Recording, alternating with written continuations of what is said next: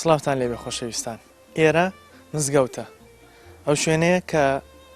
پێغەمبەری خوا صلی الله علیه وسلم دایناوە تاوەکو مسلمانان ڕووی تێ بکەن. بەنامەی ئەمڕۆمان تایبەتەکەین بەوەی تا چەند گرنگە مرۆڤی مسلمان هەر لە تەمەنی منداڵیەوە منداڵەکانی بهێنێت بۆ مزگەوت. ئایا پەروەردەکردنی مزگەوت چ جۆرە تاکێک پێشکەشی کۆمەڵگا ئاکات؟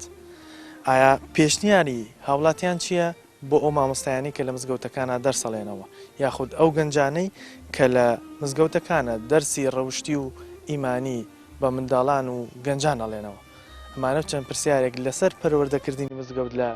هاوڵاتیانەکەین. ئێوەش لەگەڵمانە.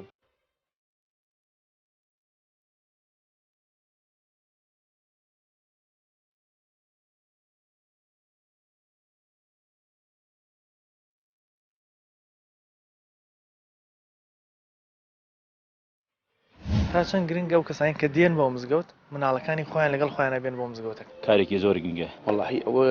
زۆر پێویستە، چکم هاتنە ناو مزگەوت بۆ خۆی دەرسە، یعنی ئەیکا بە کەسێکی تەندروست بۆ کۆمەڵگا. یەکێکیش لە باشترین سیفەتەکان کە فێری وێ هاتن بۆ مزگەوتن. دروست بەگەشەوە بوو کاڵێ ئەگەر مامۆسایانی ئاینی لە مزگەوتەکانە گوێبیستی قاقا و پێکەنی مناڵەکان نەبوو، ئەوایە دێ ئەو مزگەوتە بەڕاستی بەرەو شکستە چێ.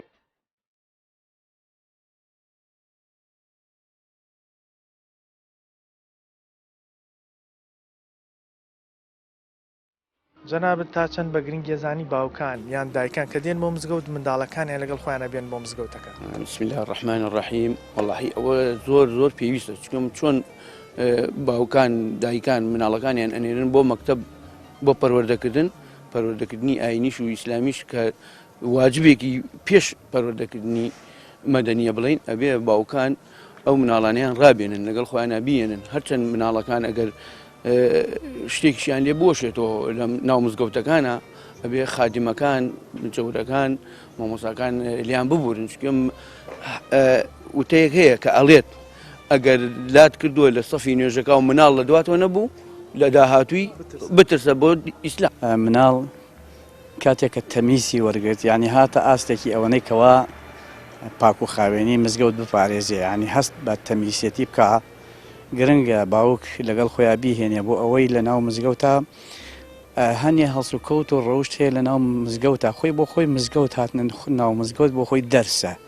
یعنی ئەگەر هەر هیچیش نەڵێ خۆی بۆ خۆی هەنێ نیزام و هەندێ هەڵس و کەوت لە ناو مزگەوتە، ینی خەڵکە بینێ بە شێوەیەک خەڵکی خەریکی عیبادەتە، خەریکی نوێژکردنە، جەوێکی مەسەلەن عیبادەت و خواناسیە، مناڵەکە هەست بە خۆشیەکەکە. بەڵام ئەگەر بکرێ هەندێک لە ماڵەوە ینی باوک بتوانێت تربێتی مناڵەکەی نەک بەو شێوەیە وابزانێتتر ئەم مناڵە پیاوێکی گەورەی و بە شێوەیە قسەی لەگەڵا بکە، نەتوانێت هەزمی قسەکانی بکە هەر بەخۆشی، و بتوانێت لەگەڵ ئەم مناڵە لەگەڵ خۆیان بێنێتە ناو مزگەوت. بەڵام ئەگەر لەبەر خاتری مناڵەکەش بێ بتوانێت لە ڕیزی دواوە بۆسێ، چونکە بۆ ئەوەی ڕیزی یەکەم تێک نەچێ و نیزام و جوانیەکەی بمێنێ. زۆر جوانە کە لە مەسەلەن ڕیزی دوای دواوە لەبەر خاتری مناڵەکەی، لەبەر خاتیەوە کە مناڵەکەی پێیە و ئەویش هەست بە نەقس نەکا، ناکرێ مناڵەکەی جیا بکاتەوە لە خۆی. مناڵ کە بێتە ناو مزگەوتۆ خۆی بۆ خۆی تربێت وەرەگرێ، هەم لە خەڵکی مزگەوت، هەم لە مامۆسا، هەم لە باوکی زۆر خۆشحاڵە بێ و ئەوە زۆر گرنگە بۆ باوک ئەو ئیشە بکە. کەسی کە مناڵەکەی ڕادێنێ لە بیدایەتەوە بۆی کەوا هاتوچۆی مزگەوت بکە، یەکەم سوود ئەگەڕێتەوە بۆ خۆی، لەبەرەوەی کە مناڵەکەی چاو لە خۆی ئەکات، خۆی ئەگەر ئیلتیزاماتی چاکی لە مەگەڵ مزگەوتە و هەروەها مناڵەکەشی بێنێ لەگەڵ خۆیان، چ بۆ نوێژی جومعە یا بۆ جەماعەتەکان ئیلتیزاماتی وای بۆ دروستێ و مناڵە سبەینێ ئەوێتە کەسێکی دەستپاک و چاک و ئیسیفادەی بۆ کۆمەڵگەی خۆی هەیە و لە ڕووی ئەخلاقی و پەروەردەیەکی تەندروست ئەکرێت. بەڕاستی پێویستە لەسەر باوکان بەتایبەتی، چونکە هاتنی بۆ مزگەوت زیاتر سنەتە لەسەر باوکان پێویستە منداڵەکانیان وا پەروەردە بکەن کە هەر لە تەمەنێکی منداڵیەوە هاتوچۆی مزگەوت بکەن، بەڵام تەمەندێک منداڵ بفامێ، یعنی تایبەتی وەک حەدیسەکە فەرمێ مناڵەکانتان فێری نوێژکن کاتێک تەمەیان 7 ساڵە وە لە 10 ساڵیان لەسەر نوێژەکان سزایان بنیانی لیان بدەن لێدانێکی سوک لێدانێکی بکڵی بە ڕێزانە پێویستە منداڵ فێر بکرێت چونکە وەکو عیلمەڵێ بەڕاستی علەمانی نەفسەڵن منداڵ ئەگەر لە منداڵیەوە ڕات هێنا لەسەر شتێک لە پیریا قورس نابێ بەلایەوە هاتن بۆ مزگەوت و مەسئلەی نوێژ و ئیلتیزاماتی دینی ئەگەر لە منداڵیەوە لەگەڵ خۆتا هێناتەوە هاتووی مزگەوتت پێکرد خۆی بۆ خۆی ئەوە مەلەکەیەک دروستە بێتایە منداڵەوە ئاکای ترکە بە گەنجی نتوانێت دابڕێ لە مزگەوت و ئەمەش بەڕاستی کاریگەریەکی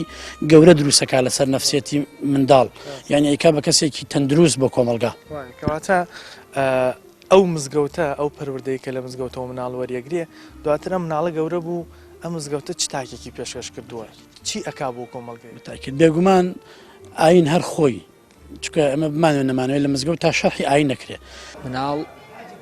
وەکۆڵێن وەکو داری تەڕوایە ینی ئەبێت لە مناڵێ و چەمێتەوە یەکێکیش لە باشترین سیفەتەکان کە فێری بێ هاتن بۆ مزگەوتە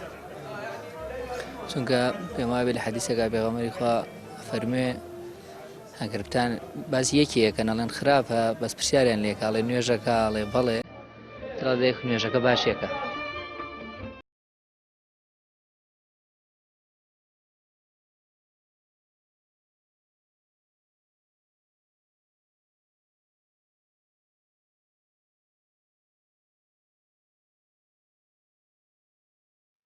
تا چەند بە گرنگی زانی باوکان یان دایکان کەین بۆ مزگەوت مناڵەکانیان لەگەڵ خۆیانە بێن بۆ مزگەوتەکە وڵا گرنگە زۆر چونکە ئەو مناڵە ئالوودە بێ باوکو دایکەوە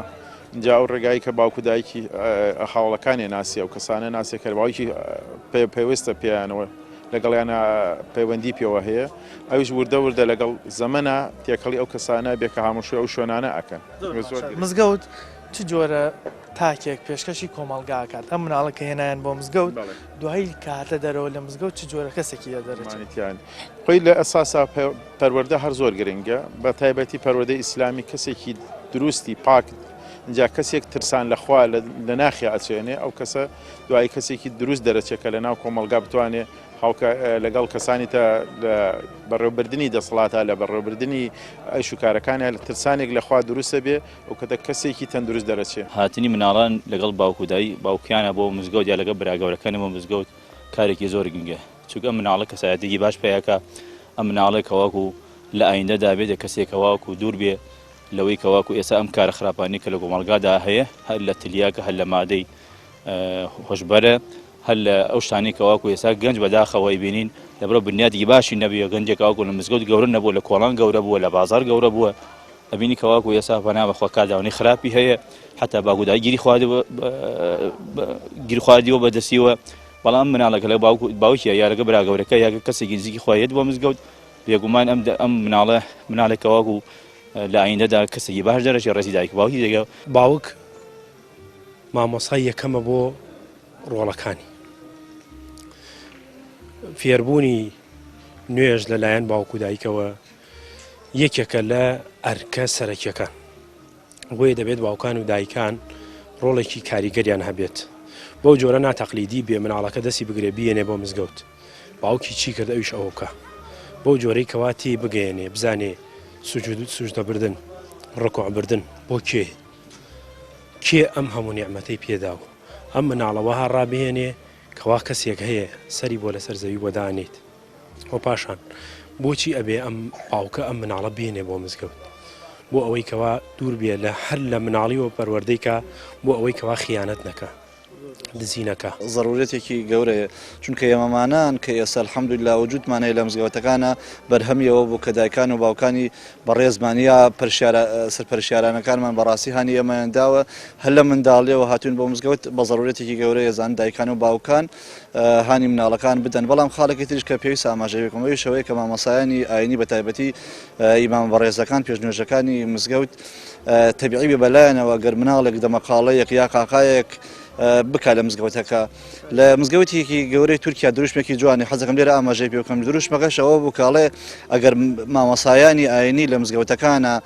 گوێبیسی قاقا و پێکەنی مناڵەکان نەبوو ئەوە ئایدی ئەو مزگەوتە بەڕاستی بەرەو شکستە چێ بەرەو نەبێت بۆیە پێویستەکە ئەگەر قاقا دەنگەدەنگێک لەلای مناڵەکانە هەبوو مامەسایانی ئاینی بەتایبەتی مامە بەڕێزەکان بە شتێکی تەبیعی بزانن چونکە هەر ئەوانن گەورە بن و لە مستەقبەلا بنە مامۆستا و شوێنەکە قوتابخانەیەکە مەدرسەیەکە بۆ خۆی ئەبێ ئینسان لێوە فێر بێ سەرەکەی پێغەمبەر صلی الله علیه وسلم لە هیجرەتەکە لە مەکەوە بۆ مەدینە پێغەمبەر صلی الله علیه وسلم یەکەم شت مزگەوت دروستەکە کە مزگەوت دروستەکە مزگەوت بە معنایەکەوە بڵێن هەموو کاروبارەکانی مسلمانان لەناو مزگەوتە جێبەجێ بما فيها مەسئلەی پەروەردە ئەوانە بۆ ئێمەش کە مسلمانین و دایک مسلمان بووین لەخوا بەزیابێ لەسەرمانە ئەم دینە بگەینین بە خۆمان بە دەوری خۆمان هێنان بۆ مزگەوت بە نیسبەت مناڵەوە شتێکی باشە بەڕێی من لەبەرەوەی پێم باشە لەبەرەوەی کەوە هەر لە سەرەتاوە تەمەنی حەوت ساڵیەوە فێریکی بێ بۆ مزگەوت بێ بۆ جێگانێکەوە مناڵ لە مزگەوتەکانەوە فێری چی ئەکرێت وڵی لێرەوە فێری زۆر شتەکرێ بۆ نمونەیەکی لەوانە فێری خواناسی ئەکرێ فێرەکرێ بزانێ مزگەوت بۆچی دروست کراوە ئەو خەڵکە بۆچی یەن بۆ تەقوای خۆیان ئەمیش هەوڵەکدا چاو لەوانە بکات لە باوکی بکات لەو کەسانە بکات کەوایان بەخوا پەرستی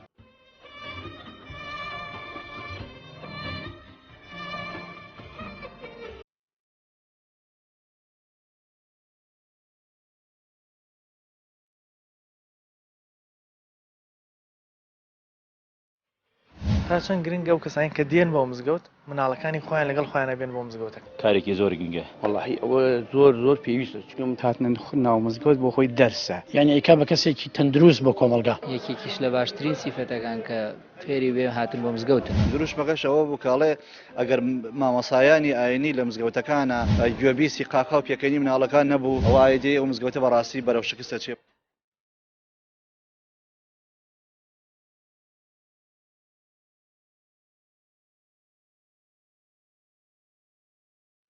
ئەو کەسانی کە مناڵەکانیان هێن بۆ مزگەوت دوای ئەم مناڵەت ینی چ کارێک بۆ کۆمەلگاکە یان ئەبێت چ نمونەیەک بۆ کۆمەلگا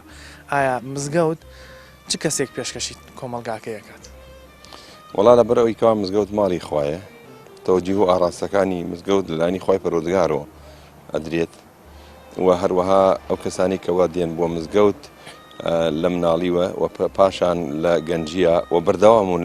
بە تاکیدی ئەگەر لەناو کۆمەلگا و کەسە ئەگەر فەرمانبەروێت ئەوێ بە کەسێکی دەستپاک ئەگەر کاسبکاریوێت لە بازار ڕاوێشت بفرۆشیە بە هەمان شێوە غەش و خیانەت ناکا و ئەگەر کەسێکی هەر مەسئولیاتێک پێێتە بەردەست لە بەرەوەی کەوا پەروەردەی مزگەوتە ئەو کەسە لە پاشە ڕۆژە بە تاکیدی سود و خازانی چاکی بۆ کۆمەلگاکەی خۆی وەڵی ڕاستی مزگەوت مەدرسەی یەکەمە لە دوای مەدرسەی دایکۆ کە ئینسان بتوانێت تیا تەخەڕۆجکە مزگەوت شتی باشی تیا ئەوترێ دەرسی باشی تیا ئەوترێتەوە ئاکار و ئەخلاقی جوانی تیا پێشکەشەکرێ ئەگەر یەکێ بتوانێت ئەو هەموو ئاکار و ئەخلاق و ئەو هەموو هەڵسوکەوتە جوانی کە لە مزگەوتا باس ئەکرێ وەری بگرێ ئەوە گەنجێک دەرەچێت لە ئاخیرا ئەبێتە کەسێکی خزمەتکار بەو کۆمەڵگە کەسێکی دەستپاک کەسێکی دایان پاک کەسێکەوە هەموو کەسێ سوودی لێوەرەگرێ ئەلم مزگەوتەیە نمونەتان هەیە لەو بابەتە کە پێشتر هەر لە منداڵی و لێرە بوو ئێستا بوو بێتە کەسێکە خزمەتی بۆ منە خەڵکی ئەم شارە بکە لەخواوە زیایە زۆرمان هەیە ئێستا ئەو کەسانێک کە لەم دەور و بەرە زۆر کەس جێگەی شانازین بۆ ئێمە کە دکتۆرن مامۆسان کەسانی باشن کەسانی مؤەدەبن کەسانێکن بەڕاستی یعنی من بەدەمی خۆم ناڵێم یعنی تەنها خەڵکی کۆمەڵگە شایەتیان بۆدا کە چەند خزمەت بۆ کۆمەڵگەیەکەن هەمانە دکتۆرە هەمانە مامۆسایە ناکرێ ئێستا ناویان بڵێم بەرەوە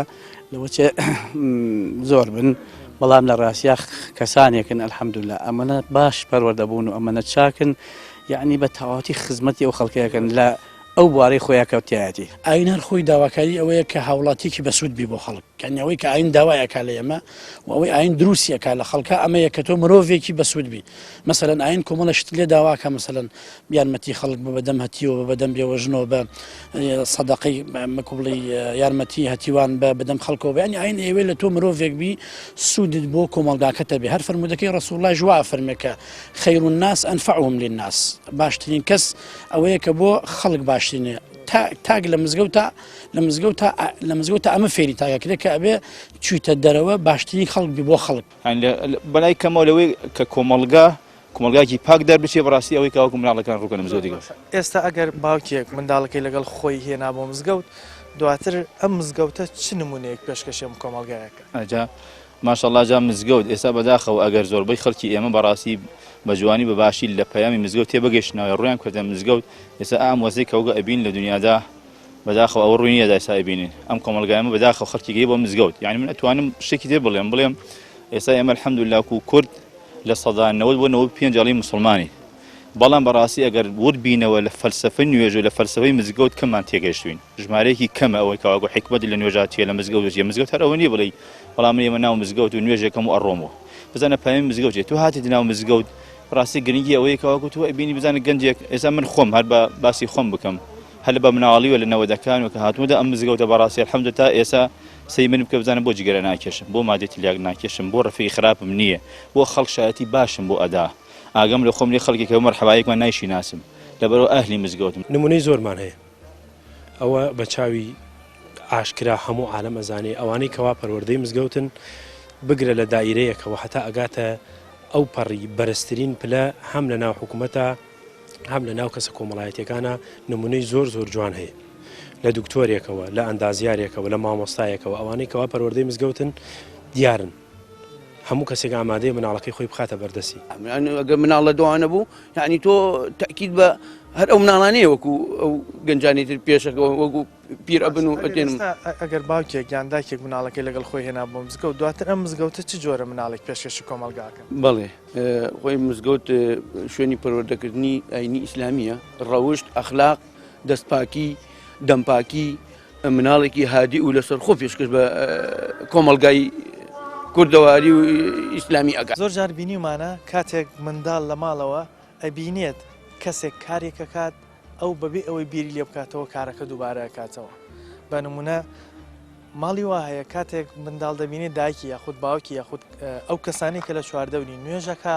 ئەویش دووبارەیە کاتەوە بەڵام خوا نەخواستە هەندێک جاریش بینیمانە ئەگەر ماڵەکە جنێوی تا بدرێ مناڵەکە جنێوەکان دووبارە کاتەوە لەبەرەوەی مناڵ بۆ ئەوی بتوانێت باشترین شت وەربگرێ کۆپی باشترین شت بکە بهێنرێتە مزگەوتەکان زۆرترین شتی باشە وەرەگرێت ئێمە بەردەوامە بین بەڵام ئەچێنەی لای ئەم ناو بڕە و ئەگەڕێنەوەلات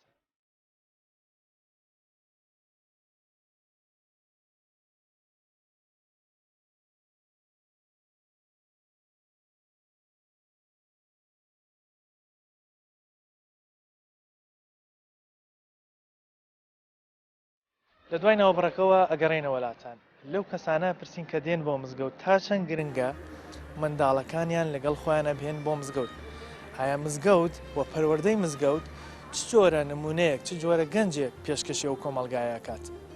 پێشنیاریان چییە بۆ ئەو کەسانەی کە لە مزگەوتەکانە دەرسی ڕەوشتی و دەرسی دینی بە منداڵان و نەوجوانان ئەڵێن ئەم پرسیارانە لە هاوڵاتیانی ناو مزگەوتەکانەکەین هێوش لەگەڵمانە مامۆستا مەریوان ئەو تاکەی کە ئەو منداڵی کە دێتە مزگەوت دواتر دەبێتە چ تاکێک بۆ کۆمەلگا یاخود بڵێن مزگەوت چ تاکێک پێشکەشی کۆمەلگاکەیە کات بەڵێ بەڕاستی زیندوترین نمونەی ئەم مزگەوتەیە کە الحەمدولای ئێمەمانە ئێستا وجودمان هەیە هەمومان پەروەردەی دەستی مزگەوتەکانین بەڕاستی کاریگەرێکی گەورەیە بێ قوتابخانەیەکی گەورەیە مەدرسەیەکی گەورەیە بۆ پەروەردەکردنی نەوەکان هیوادارم هەموو دایکان و باوکان تەشجیع مناڵەکان بکەن بۆ ئیتیزامەتێکیان هەبێ مزگەوتەوە ئەمانە کەسانێکی پەیامدار ئەبێ دەرچن کەسێکی دیندار دەرچن التزاماتیان هەبێ بە سنەتی پێغەمبەر صلی الله علیه و سلم ئەمانە ئەبێ پەروەردە بکرێن ئەمیش دەوری خۆی بدرێتێ ئەویش لە ڕێی کەسانی دیندار و کەسانی بانخواز و کەسانی ئەو کەسانەی کە قورئان نەزانن مەسەلا ئەیانەوێت قوتابخانە هەبێت لە مزگەوتەکانە گرنگی پێ بدرێت لایەن ئیمام و لایەن ئیمام و خەتیب و ئالی مزگەوت و چواردەرۆکە ئەبێ گرنگی زیاتر بە مزگەوت بدرێ بۆ پەروەردەکردنی مناڵ و گەورە و ژن و پیا و هەمووی لەبەرەوە مزگەوت مەدرسەیە بۆ پێگەیاندنی تاکی مسلمانی متەدەینی ملتەزیم بە دینی خۆی گەورەوە. بۆ شایدی ئەم قسەیە ئەفسەرانی پۆلیس ئەتوانن ئەم شایەتێ بدەن ئەو مناڵانەی مناڵی مزگەوتن کەمترینیان چوونەتە دادگاکان ینی ڕێژەکان ئەو مناڵانەی کە ئاتوچۆی مزگەوتیان کردووە بە تەکید خراپەیان کەمترە فێری دینداری بوون لە مزگەوت فێری چاکە و ڕازگۆیی بوون فێری دەستپاکی بوون. ئەگەر بەڕاستی مناڵ بێ بۆ مزگەوت و باوکی بێنێ هەموو شتێک پێشکەشەکە هەر لە دەستپاکیەوە هەر لە ڕازگۆییەوە هەر لە خۆشەویستی بۆ ناو خەڵکەوە هەر لە ڕێزگرنی باوکو و دایکەوە هەر لە ڕێزگرنی خاک و نیشتمان و ئاوەکەیەوە هەر فێری هەموو ئەدەبێکە بێ لە مزگەوتە. بە دڵنیاییەوە منێکێکم لەوانەیە کە خۆم پەروەردەی مزگەوتم زۆر جار هەندێک کار هەبە ویستوم ئەنجام بەڵام کە بیرم کردووە تۆ لە شوێنێکا پەروەردەکەم لەگەڵ بەردەستی کۆمەڵی مامۆستا پەروەردەکەم شەرمم کردووە لەوەی کە کارێ بکەم خوانەخواست دوای لەسەر کەسایەتیم کرد. مزگەوت شوێنێکی نەزەری زۆر نییە شوێنێکی عەمەلیە ینی بە عەمەلی فێرەبی کە هیتە مزگەوت هەر بە عەمەلی فێرەبی ڕێزی گەورە بگری بە عەمەلی فێرەبی سەوت بەرز نەکەیتەوە چونکە مزگەوت شوێنێکی ئارامە بە عەمەلی فێرەبی نەرمونیان بی کاتێککە غەڵەتێکە بینی چونکە ناکرێت لە مزگەوتە ڕەقبی لە مزگەوتە فێری عیبادەتە بی هەر لەگەڵ یا فێری نوێژەوی خەڵکە بینی نوێژەکە فێری نوێژەبی بۆیە مزگەوت شوێنێکی پراکتیکیەوە بۆ پراکتیکی فێرەکە دواتر کە لە مزگەوتدا گەورەیەبی دوای ماوەیەکی زۆر هەستەکەی ئەو هەموو شتە گەورە فێربووی لە هەمووی مهمتر لە مزگەوتدا زۆرترین خەڵکی باشە ناسی زۆرترین خەڵکی دیندارە ناسی مزگەوت شوێنێکی پاکوخاوێنە فێری پاکوخاوێنی تەکە بە کورتی ئیجابیاتی مزگەوتەوەنە زۆرە ئاوا باس ناکرێ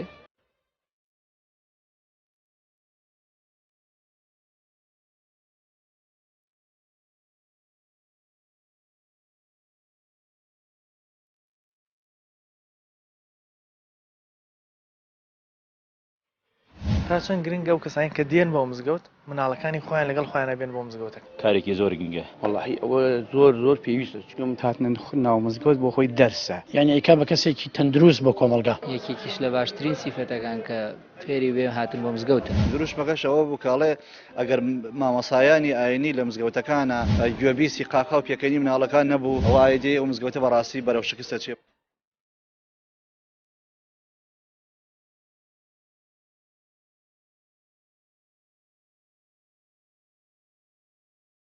پێشنیارێکی بۆ ئەو مامۆستا و ئەو گەنجانی کە لە مزگەوتەکانە دەرس بە منداڵان و نەوجەوانانەڵێن. وڵات پێشنیارم ئەوەیە کە ئەگەر بکرێم ئەو مامۆستا و ئەو گەنجانەی کە لە مزگەوتە دەرس ئەڵێنەوە ئەوەڵ شت ئینسان بینی خۆی وخوا خۆی ڕێک خا لەگەڵ خوای گەورە ئینشەڵا بەرهەمی باشە بێ جگە لەوەی کە زەخیرەیەکە بۆ قیامەت دەزوتنەوە و ئیشی دەرسوتنەوە لەگەڵ ئەوەشا لە ناو خەڵکیشە کەسێکی خۆشەویستە بێ خەڵکی خۆشی ئەوێ و ئەگەر بتوان هەموو بوارەکانی ژیان بۆ گەنجانە بۆ مناڵانە باس بکەن لە ئاستی مناڵەکانە قسە بکەن لە ئاستی مستەوای عەقڵێتی ئەوە چونکە بە گوێرەی عەقڵی ئەوان ئەبێ قسە بکەن تیان بگەێنن ئەو کەسی کەوا دەرز ئەڵێتەوە لە مزگەوتە یا مناڵ ڕێنماییەکە بۆی کەوا ڕوو لە مزگەوت و لە قورئان بکەن ئەبێ پێش هەموو شتێک خۆی چاک بکات خۆی چاک بێت خۆی کەسێکی وا بێت کەوا مناڵەکان چاوێن لێ بکەن لە بڕەوەی کەوا بە تەئکیدی ئەو مناڵیکەوە دێ بۆ مزگەوت سەری گەورەکانەکە سەری مامۆساکانەکە سەری ئەو کەسانەکە کەوا لە چواردەورینی ئەوان چۆن بن ئەمیش ڕنگدانەی ئەوانی هەیە پێویستە لەسەر مامۆسایانی مزگەوت بەڕاستی خۆیان قودوە بن قودوە بن یەکەم لە ناو مزگەوتە دووەم لە دەرەوەی مزگەوتە چونکە بەڕاستی ئەمان میلادگری پێغەمبەرانن ئەبێ هەوەک عایشە فەرمی پێغەمبەری خوا کانە خولوقه قورئان کانە یەمشی قورئانا فی الأسواق هەر پێغەمبەری خوا خۆی قورئانێک بوو بەناو بازاڕە یەکەم مامۆسایانی مزگەوت ئەبێ یەکەم ئەخلاقیان ئەخلاقی ڕەسوول الله بێ دووەم دەبێ بەڕاستی بەتایبەتی لەم ڕۆژگارە کە مرۆڤایەتی وردە وردە پێشەکەوێ دەبێت کاتی دیاریکردنی دەرسەکانی مزگەوت وا بێ لەگەڵ دەوائر و لەگەڵ دائیرە و لەگەڵ قوتابخانە بەڕاستی ناگونجانێک لەناوێنە نەبێ یعنی نادروستێک نەبێ وابێ مثلەن ئێستا ڕۆژانی هەینی بە تایبەتی دابنرێ عوتڵەکان بە تایبەتی دەست بخوێنە لەو کاتانەی کە قوتابی لە قوتابخانەیە پێویستە مامۆستایانی مزگەوت ئەم ڕاعاتکەن چونکە بەڕاستی ئەمە تەئسیر لەسەر ئاستی مستەوای قوتابی دانێ لە قوتابخانەکانە بۆی ئەبێ عوتڵەکان بە فرسەت بزانن و ڕۆژانی هەینیش بە تایبەتی وا لە قوتابی بکەن شەحنی بکەنەوە تا هەفتەیەکی تر بتوانێت ئاکارەکانی لە دەرەوە ئاکارێک بێ کە مطابق بێ لەگەڵ ئاکاری ڕەسوڵ الله. هیوادارم هەتا ئەتوانین زیاتر لاینی تربیەکە زۆر گرنگی بە مناڵەکان بدەن، یعنی هەر قورآنێکی ڕوود نەبێ تۆ مەسەلەن قورآنێکە لەی مناڵەکە وەڵی سوورەتەکە تەواو بچنە دەرەوە ئەی دوای ئەوە پێیان بڵێ ڕۆڵە گیان ئیسلام داوامانێکە ڕێزی دایک بگەن چونکە ئێستا لە دنیادا وای لێ هاتوو باوک و دایک ڕێزی نەماوە شیرازی عایلەتیەک چووە خەڵک خراپە بێ خەڵک کۆڕانگەڕ ئەبێ ڕۆڵە گیان ئەبێ بەڕاستی مامۆستایانی مزگەوت بەعام بە شێوەیەکی گشتی زۆر تەرکی لەسەر تەربیەوی بکەن لە ینی سیفەتەکانی ئینسانیەتی چۆنە اینجا باسی مڕاڤایەتی خوای گەورە چۆن پێی خۆشەوی لەگەڵ خەڵکە هەسوکەوت بکەی بۆ شێوازی کەواکووە بینی مزگەوت ئەمە گرنگێکی بەڕاست. ئەو مامۆستایانەی کەوا لە مزگەوتەکانە دەرسەڵێنەوە پێویستە ئەوانیش چاو لە مامۆستاکانی پێشووی خۆیان بکەن، چاو لەوانە بکەن کەوا کێ ئەوانی پێگەیاند بۆچی ئەو یێت بۆ مزگەوت ئەو مناڵی کە خێتە بەردەسی ئامانەت خیانەتکردن لە ئامانەتیش گەورەترین سزای. شارێکی عربی حەسەکەم لێرە ئاماژەی پێکەم دەڵێ لا تنهى عن الخلق وتأتي مثله عار عليك إذا فعلت عظيم. بەڕاستی مامۆستایان ئەبێ خۆیان شتێکی جوان من تەمسیلی شتێکی جوان بکەن هەم لە مزگەوت و هەم لە دەرەوەی مزگەوتە چونکە بەڕاستی هەر ئەمانن لە دوار ڕۆژدا دەبن بەشت بۆیە بەڕاستی نمونەیەکی جوان پێشکەشکەن زۆر تەبیعیە ئەبێ نمونەیەکی زۆر جوان پێشکەشکەن و من حەزەکەم ئاماژە بە شتێکی تریش بکەم یەکی لە قوتابیەکان کە شتی جوانی نووسی بوو مامۆستایانی نووسی بوو مامۆستایانی بەڕێز ئێوە جوان پەروەردەمان بکەن چونکە لە مستەقبەلە هەر ئێمە ئێوە پەروەردەکەین. وڵای ئەو مامۆستانە ئەبێ مناڵ خۆی پەڕێکی پوخت و پاکە هیچی پێ نییە ئەبێ ئەو مامۆستایانە شتیان لەسەر دروستکەن بۆ ها پەروەردەیانکەن ئەگەر شتی باش پەروەردە ئەبێ ئینشاءڵڵا لە ناو مزگەوتەکانیشە بەڵام ئەگەر ئەو مناڵانە مناڵی تر هەموو عەقڵی لە شوێن خۆیانی ئەبێ ئەو مامۆستایانە پەروەردەیانکەنەوە عەقڵیان بۆی گەورە بن عەقڵیان کە ئەگەر عەجوولیە شتێکیشیان تیا هەبێ لیان ببورن.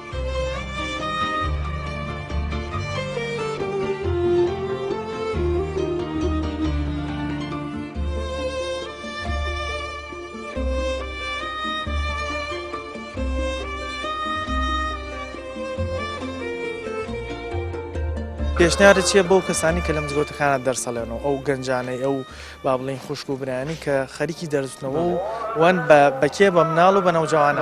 وەڵام من پێشنیار لەخوا بە زیابێ ئێستا بۆن منە مزگەوتە یعنی زۆرێک لە مزگەوتەکانی تر مەدرسەی مەسجدی پێویستە بێ مەدرسە ئەبێت ئەم مەدرسە تەنها قورئان نەبێت خۆ ئێمە کورد زمانین یعنی کورد زمان ئێمە لە قورئان نازانین ئەگەر تەفسیر نەبێت ئەگەر تەفسیر نەبێت جا ئەبێ ئێمە ئیلتیزامکردن بە ئەبێ مناڵەکانمان فێری ڕەوشتە جوانەکان بکرێ فێری عەقیدە بکرێ فێری هەموو ئادابە ئیسلامیەکان بکرێت لەبەرەوە ئەم شتانە لە ڕێگەی کەسانێک ئەبێت تەرتیب بکرێ یعنی ئیلتیزامە بکرێ بە یعنی بکرێ بە مەدرسەیەک مەدرسە مناڵان بێن لێوێ فێری قورئان ببن فێری حەدیث ببن فێری ئەخلاق ببن فێری فقه ببن. بەڕاستی دەستخۆشییان لێکن بۆ دەرسکردنەوە بە مناڵان دوا بە دوای ئەویش مامۆستایان هەتا نەرم بن لەگەڵ مناڵە چاکە بەڵام لەگەڵەوەشان مناڵە بێ زۆر بە پاک و تەمیسی بە ڕێکوپێکی دایک و باوکیان ئاگیان لێ بێ بە جلێکی جوانەوە بێنە ناو مزگەوتەوە. دایک و باوکان ڕێنمایی مناڵەکانیان بکەن کە لە مزگەوتەکانە بە پاک و تەمیزی مزگەوت ڕابن. بەڵێ تەکید چونکە پاک و خاوێنی بەڕاستی نمونەی ئینسانی ئیماندار. من ئەڵێم بۆ مامۆستانە ئەگەر دەرسێکی موسڵمانانە و دیندارانە و بێلایەنانە پێشکەش بە مناڵەکان کەن هەموو مناڵێ بۆ مستەقبەل باشە بێ و ئینتاجی باشە. زۆر گرنگە ئەو کەسانی کە جارێ بخوان پەروەردەیەکی دروست کرابن کە لە مزگەوتەکانە دەرسەڵێن جا زانستێکی ئیسلامی سەردەمیانیان پێ بێکەوە بتوان ئەو تاکە بەو شێوازە پێ بگەن کە ئێستا کۆمەلگا پێویستێتی ئەچێتە ئەو ژینگەی کە ئێستا تایەتی نەک خوانەخواست بە شێوازێکی تر پەروەردەیکەن کە لە سەردەم و ژینگەی ئێستا نەبێت. مزگەوت لەبەرەوە شوێنێکی فراوانە عادەتەن کێشەیەکی بە دروستە بێت لەبەرەوەی فراوانە کێشەی ڕێخستنی کەمە بێتەوە تەنزیماتی زایفە بێ بۆیە ئەو خوێندن و ئەو معلوماتی کە ئەو ترێ لە مزگەوتە عادەتەن معلوماتێکی وەڵام عەشواییە یعنی بەرهەمەکەی درەنگەدا بۆ ئەو کەسانی کە سەرپەرشتی مزگەوتەکانەکەن ئەگەر بەس ئەگەیان لەم نقطە بێ ئەویش گرنگی دان بە ڕێخستنی تەلەبە و ئامادەکردنی مامۆسا بۆیان بە تایبەتی مامۆسایانی مزگەوت و لە هەموویشی مهمتر کابراوتی ئیخلاسی مامۆساکان بۆ ئیشەکە نەتیجەیەکی زۆر خەیاڵیە بێت. کاتێک منداڵ لە دەرگای مزگەوتەوە دێتە ژوورەوە جگە لە ڕەوشی باش و ڕازگۆی و دەستپاکی و ئەو شتانەی کە بنەمای ڕەوشی بەرزن شتی غەیرە فێر نابێت. ئەوەی کە بینین ئێستا لە پشتمەوە مامۆستایەکی یەکێک لە وانانەیە کە دانیشتووە وانە بە مناڵان ئەڵێتەوە. مناڵ کاتێک لە مزگەوتەوە پەروەردە بوو وردە وردە ئەو شتانەی کە وەری ئەگرێت لە ژیانی ڕۆژانەی خۆیان دووبارەیە کاتەوە. کاتێک چۆن ناو کۆمەلگا نمونەیەکی باشە بێت. ئەم مزگەوتەی کە منی تێدایە من لە نزیکەوەیان ناسم چەندین کەس ئێستا لە ناو کۆمەلگاکەی خۆیان لە ناو شارەکەی خۆیان و شوێنەکانی دیکەش خەریکی خزمەتکردنی خەڵکن. چەندین کەسیان هەیە کە مامۆستان و لە قوتابخانەکان دەرزەڵێنەوە. چەندین کەسیان هەیە ئەندازیار و دکتۆر و پارێزەر و هەموو کایەکانی تری ناو حکوومەت لەوێ خزمەتی خەڵکەکەن و خەریکی پێدانی ئامۆژگاری یاخود ئەو شتانن کە خزمەتکردنە بۆ خەڵکی. ئاوەتەخوازین دایکان و باوکان بتوانن هەر لە منداڵێ و منداڵەکانیان فێری مزگەوت بکەن تاوەکو لێوەوە باشترین ڕەوشت وەربگرن کە هەم بۆ دایک و باوکە بێت بەخێر هەم بۆ کۆمەلگاکەش. پامی ئەم جارەمان پێشکەشکردن تا بەرنامەیەکی تر بەخوای گەورتان سپێرم خواتان لەگەڵ.